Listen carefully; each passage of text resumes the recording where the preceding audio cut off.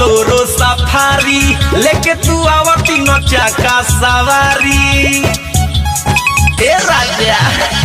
का होई Tata Bolero safari लेके तू आवती न चाका सवारी हमरा वही बबई ठहके हो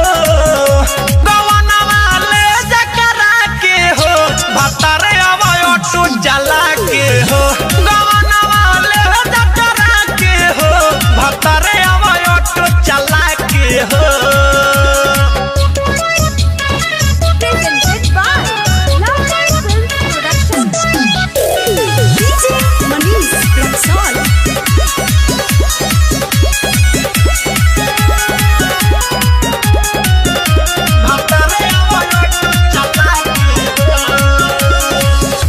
लाला का लहंगवा पहिरी बावन गजके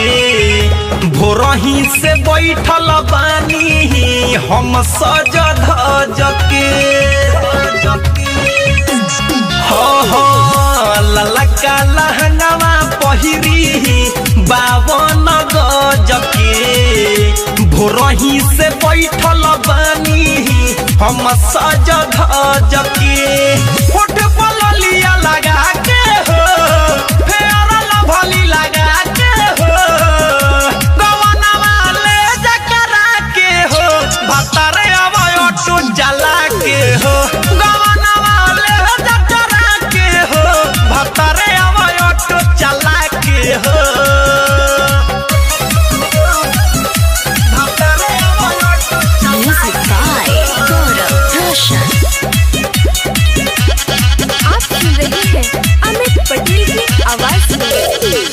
नैहर में को दिन ना